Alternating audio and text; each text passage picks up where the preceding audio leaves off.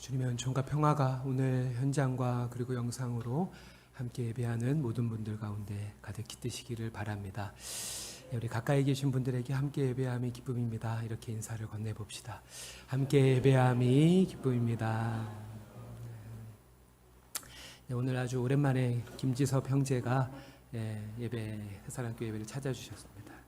예전에도 훈훈했지만 더 훈훈한 모습으로 함께 예배할 수 있어서 기쁜데요. 우리 박수로 한번 환영했으면 좋겠습니다.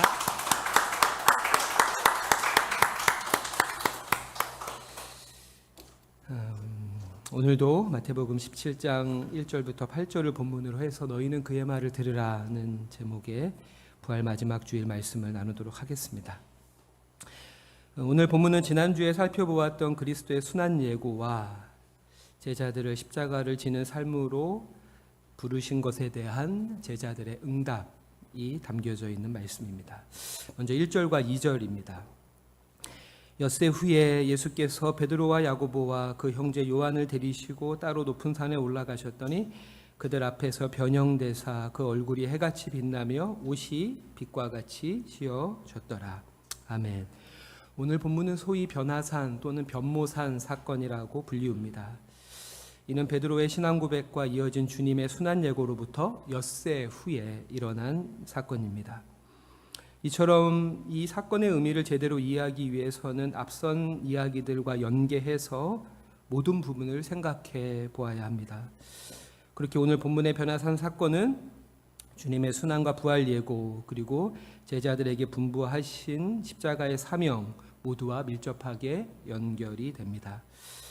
불투만이 변화산 사건은 부활을 예수의 지상생애에 투사한 사건이라고 말한 것처럼 그리스도의 순환 이후 부활의 영광을 내다보는 사건이면서 동시에 제자들에게는 사명을 일깨우고 고난을 각오하게 하는 사건이라고 생각합니다. 주님은 세 제자, 즉 베드로와 야고보, 요한만을 따로 데리고 높은 산에 오르셨고 정상 부근에서 그 모습이 영광스럽게 변모되셨습니다. 이는 여러모로 보았을 때의 출애굽의 지도자이면서 시내산에서 이스라엘과 하나님 사이의 언약을 중재한 모세를 강력하게 연상시킵니다. 이를 신학적인 용어로는 모세 그리스도 유형론이라고 부릅니다. 그렇게 시내산의 모세와 변화산의 예수를 비교해 보면 먼저 모세가 오른 시내산과 예수와 제자들이 올랐을 것으로 추정되는 헐몬산은 모두 2000m가 넘는 고산들이며 주님이 엄명된 3명의 수행자들과 함께 산에 오르셨듯 모세 역시 아론과 나답 그리고 아비후 3인과 함께 산에 오릅니다. 예수의 제자들을 빼곡한 구름이 덮은 뒤 하늘로부터 음성이 들린 것 같이 시내산에서 모세와 세 사람 역시 하나님께서 구름 가운데 강림하심을 보았고 이에 더해 주님과 세 제자들이 순환 예고로부터 엿새 후, 즉 7째 날에 변화산에 오른 것처럼 모세와 세 사람 또한 엿새간 하나님의 임재 가운데 머문 뒤 7째 날에 하나님께서 모세를 가까이 부르셨습니다. 무엇보다 예수의 모습이 영광스럽게 변모되었듯 시내산에서 내려온 모세의 얼굴 또한 수건으로 그 얼굴을 가려야 할 만큼 광채가 비추었다고 출애굽기 34장은 기록하고 있습니다. 변화산의 기적은 변모한 주님의 외형만이 아니었습니다. 17장 3절인데요. 그때 모세와 엘리야가 예수와 더불어 말하는 것이 그들에게 보이거늘. 아멘. 주님 곁에 1500년 전의 인물인 모세와 700년 전을 살았던 엘리야 두 사람이 시공을 초월해서 서 있는 것입니다. 특별히 모세는 율법을, 엘리야는 예언을 상징하면서 이 둘은 구약시대 전체를 대표하는 인물로 제시되고 있습니다. 이는 예수님께서 모든 율법의 완성이시며 또한 모든 예언을 완전히 성취하신 그리스도라는 사실을 일깨워 줍니다. 또한 둘은 모두 죽음을 맛보지 않은 이들로서 순환 이후 주님의 부활을 내다보게 하는 인물이기도 합니다. 그뿐 아니라 예수께서 공생애 가운데 산과 같이 한적한 곳에서 하나님을 아빠 아버지라 부르며 기도하셨듯 모세와 엘리야 역시 호렙산이라 불리우는 시내산에 올라 하나님과 대화하듯 기도했다고 성경은 말하고 있으며 더 나아가 둘 모두 하나님께는 인정을 받았지만 사람들에게는 심한 배척을 당한 일 역시 그리스도의 순환과 닮아 있습니다. 특별히 오늘 본문에 묘사된 이 세 사람 간의 행동에 우리는 주목할 필요가 있습니다. 무엇일까요? 예수와 모세 그리고 엘리야가 더불어 말하고 있었다라고 성경은 기록하고 있습니다. 세 제자들은 영광스럽게 변모된 예수님과 구약의 두 인물이 더불어 말하는 것을 보게 됩니다. 여기서 더불어 말하다라고 하는 표현은 일상적인 대화 그 이상의 의미를 갖는 단어입니다. 헬라어로는 쉴랄레오라는 단어인데요. 함께를 뜻하는 접두어 신과 말하다를 뜻하는 랄레오가 합쳐져서 함께 말하다라는 뜻입니다. 하지만 이것은 단순한 이야기, 대화가 아니라 자신의 뜻을 반대를 무릅쓰고 적극적으로 발산하는 말을 랄레오라고 부릅니다. 그렇게 본다면 세 사람이 나눈 대화는 일상적인 소소한 대화가 아니라 무언가 심각한 주제를 가지고 서로 다른 입장을 드러낸 조금 과장해서 보면 난상 토론이었을 것으로 생각이 됩니다. 실제로 이 슐랄레오가 사용된 대표적인 본문이 사도행전 25장 12절인데요. 그 배경은 재판장입니다. 사도 바울을 그리스도의 복음을 전한다는 이유로 붙잡고 로마로 후송하는 과정에서 베스도 총독이 사도 바울을 재판하는 모습이 사도행전 25장에 담겨 있습니다. 베스도 총독이 주관하는 가운데 사도 바울의 처벌 수위를 두고 사도 바울을 이참에 제거하기를 바라는 대제사장의 무리를 베스도가 알게 되고 피의자 바울을 보호하기 위해서 베스도와 배석자들이 머리를 맞대고 하는 논의를 슐랄레오라고 표현하고 있습니다. 그렇게 본다면 예수님과 모세 그리고 엘리야는 무엇을 주제로 열띤 논쟁을 펼쳤을까요? 마태와 마가는 이들의 대화 주제를 언급하지 않지만 오직 누가만이 다행스럽게 이들의 대화에 대해서 우리에게 힌트를 줍니다. 누가복음 9장 30절 31절인데요. 우리 같이 한번 읽어보겠습니다. 시작. 문득 두 사람이 예수와 함께 말하니 이는 모세와 엘리야라. 영광 중에 나타나서 장차 예수께서 예루살렘에서 별세하실 것을 말할세. 아멘. 이렇듯 이들의 대화 주제는 예수의 예루살렘에서의 별세, 곧 죽음에 관한 것입니다. 이처럼 변화사는 주님의 부활을 고난의 연장선에서 바라보고 있습니다.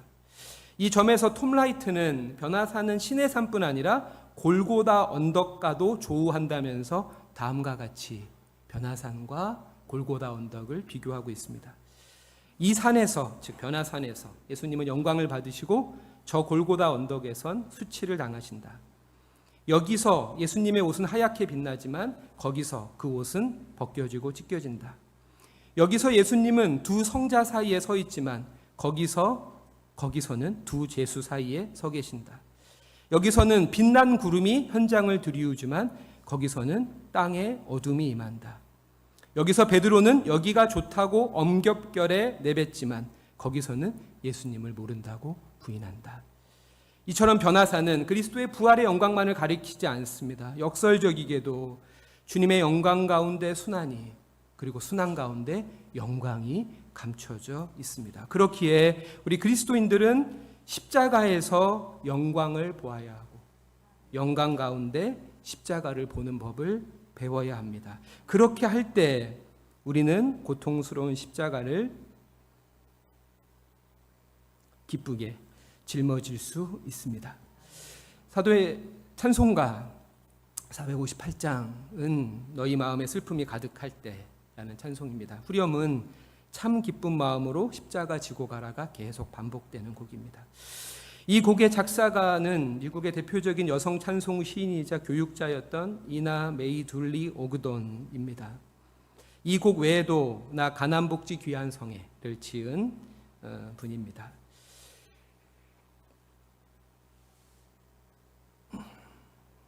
특별히 이 곡은 그녀의 삶이 굴곡 가운데 있을 때 쓰여진 것으로 1913년 아버지가 큰 사고로 장애를 입은 뒤 깊은 절망 속에 괴로워하던 가족들을 위로하기 위해서 이 곡을 지었다고 합니다.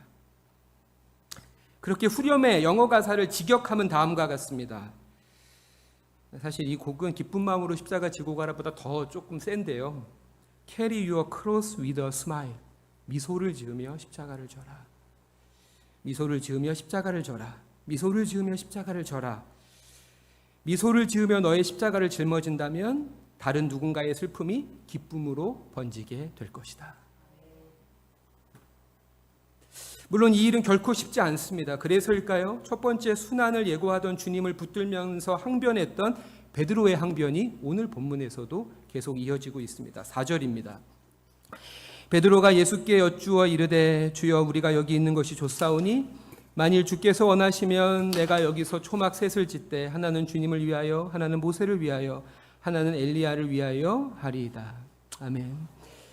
여기 있는 곳이 좋사온이라는 베드로의 고백은 그리스도의 순환과 자신들의 사명의 성격에 대해서 여전히 무지한 제자들의 상태를 드러내줍니다.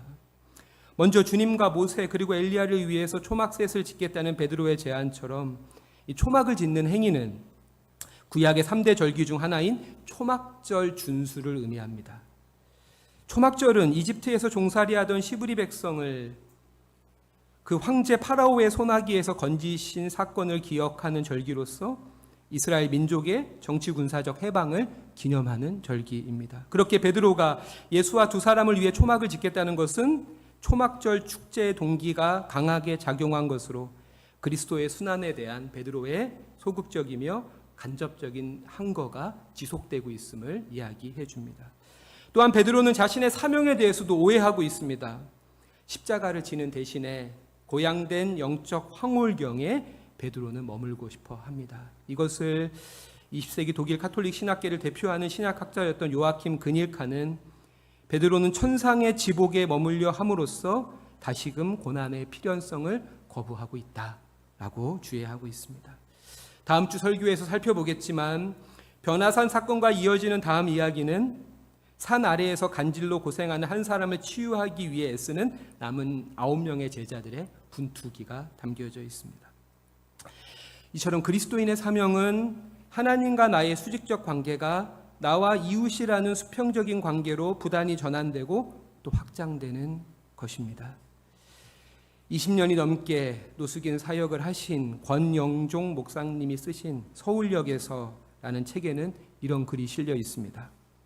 하나님만 계신 곳은 하늘나라가 아니다. 그곳에는 사람이 있다.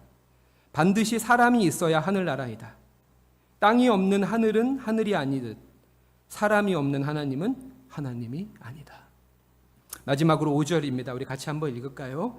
시작. 말할 때에 호련히 빛난 구름이 그들을 덮으며 구름 속에서 소리가 나서 이르시되 이는 내 사랑하는 아들이요 내 기뻐하는 자니 너희는 그의 말을 들으라 하시는지라. 아멘. 5절은 변화산 사건의 가장 중요한 핵심 구절로서 너희는 그의 말을 들으라는 권면으로 끝이 납니다. 사실 이 부분을 원문 그대로 직역하면 너희는 그를 들으라입니다. 말은 들어가 있지 않습니다. 번역 과정에서 좀 자연스럽게 하려고 삽입한 거죠. 너희는 그를 들으라. 너희는 예수를 들으라. 예수의 말을 들으라가 아니라 예수의 존재 그 자체를 들어야 한다는 말입니다. 말씀을 듣는다는 것은 주님의 말씀 중에 지금의 내 상황과 감정에 꼭 들어맞는 것을 찾아서 취사 선택하는 것이 아니라 예수의 삶과 존재 그 전체를 받아들이는 것입니다. 가감없이. 특별히 이사야 선지자는 오실 그리스도를 예언하면서 그는 외치지 아니하며 목소리를 높이지 아니하고 그 소리를 거리에 들리게 하지 않으며 상한각대를 꺾지 않고 꺼져가는 등불을 끄지 않으신다고 오실 메시아에 대해서 환상 속에 본 계시를 우리들에게 이야기해 주고 있습니다. 이처럼 그의 말을 들으라는 것은 작은 소리, 침묵의 소리를 들으라는 것입니다. 그렇게 작은 자, 소외된 자, 버림받은 자들의 소리 없는 아우성에 귀를 기울이는 것이야말로 너희는 그를 들으라는 하늘의 음성을 따르는 삶일 것입니다. 그렇게 우리가 우리 안에 예수를 담아야 예수를 닮을 수 있습니다. 그러하기 위해서는 주님과 함께 우리도 높은 산에 올라야 합니다. 높은 산을 순 우리말로 바꾸면 꼭대기가 될 것입니다. 20세기 한국의 위대한 기독교 사상가였던 다석 유영모 선생님은 꼭대기라는 말을 이렇게 풀이합니다. 틀림없는 것, 반드시 그러한 참이 바로 꼭이라는 뜻이다. 그리고 대기는 손을 대는 거다. 그래서 꼭대기는 진리에 손을 대는 것이다. 그게 꼭대기의 뜻이다. 말 장난 같지만 맞는 말입니다. 성공의 정상, 힘의 꼭대기가 아니라 십자가에서 죽으시고 부활하신 그 그리스도라는 진리의 손대기를 열망하며 우리도 십자가의 주님을 참 기쁜 마음으로 따르면서 이웃의 슬픔을 기쁨으로 번지게 하는 저와 여러분이 되시길 주님의 이름으로 축원합니다. 기도하겠습니다. 자비로우신 아버지 하나님, 오늘도 예배 가운데 이 부족한 입술을 통하여 주님의 말씀을 전하고 나누게 하시니 감사드립니다. 오늘 말씀 가운데 변모하신 주님과 곁에서 모세와 엘리야를 위해 초막 셋을 짓겠다는 베드로와 같이 우리도 은혜의 자리에만 겨우 머물며 사명으로의 부르심은 애써 외면하고 있지는 않은지요. 신앙의 연수를 더해갈수록 어두워지고 오만해지며 옹색해지는 것이 아니라 맑아지고 깊어지며 또 넓어지게 하소서. 그렇게 우리 곁에 없는 듯 있는 작은 자들의 소리 없는 아우성을 듣게 하시고 그 가운데 각자에게 또한 우리 새사랑교회에게 분부하신 십자가를 발견하고 그것을 기쁨으로 지는 참된 제자가 되길 우리 구주 예수 그리스도의 이름으로 기도드립니다. 아멘.